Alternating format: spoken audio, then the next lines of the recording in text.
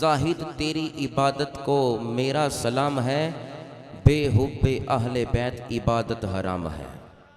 مشکات کی حدیث، نبی علیہ السلام نے فرمایا ان مثل اہل بیتی فیکم مثل سفینۃ نوح من رکبھا نجا ومن تخلف عنہا غرقا۔ فرمایا میری اہل بیت کشتی نوح دی طرح ہے، جڑا سوار ہو جائے گا ہدایت پا جائے گا، جڑا پیچھے ہٹ جائے گا ہلاک ہو جائے گا۔ اسباتکم علی الصراط، تواڈے وچوں پل صراط تے ثابت قدم ہو رہے گا۔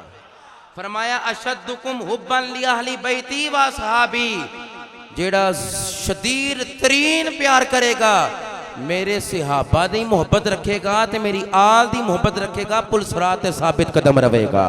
نبی علیہ السلام نے فرمایا 4 بندیاں دی میں سفارش مصطفیٰ کروں گا۔ فرمایا پہلا بندہ جیڑا میری اولاد دی عزت کرے گا، دوسرا فرمایا جیڑا انہاں دیاں ضرورتاں پوریاں کرے گا، جو ان کی ضروریات پوری کرے گا، میں اس بندے کی سفارش کروں گا۔ مصطفیٰ فرماتے ہیں اے میرے امتیوں سنو، میں اس بندے کی سفارش کروں گا جو میری آل کی ضرورت کے وقت ان کے امور کے لیے کوشش کرے گا، میں اس کی بھی سفارش کروں گا۔ چوتھی فرمایا جیڑا زبان دے نال تے دل اندر اہل بیت میری آل دا پیار رکھے گا، غلاموں آقا فرماندے نے میں اس غلام دی شفاعت کراں گا۔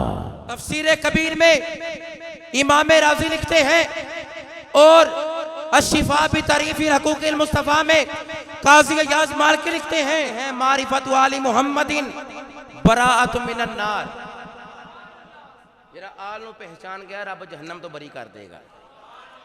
فرمایا حب آل محمد جواز علی الصراط، آل نال پیار کریں گا پل صراط تو گزرنا آسان ہو جائے گا۔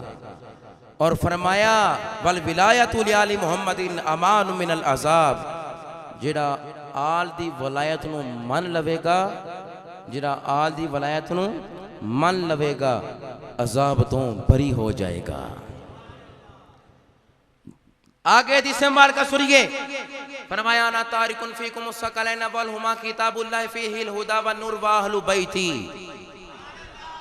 فرمایا لوگوں تواڈے وچ 2 چیزاں چھوڑ کے جا رہے ہیں، ایک رب دا قرآن چھوڑ کے جا رہے ہیں فیہ الہدی والنور، تواڈے واسطے او نور بھی ہے ہدایت بھی ہے۔ دوسری چیز فرمایا واہل بیتی، اپنی آل چھوڑ کے تواڈے اندر جا رہے ہیں۔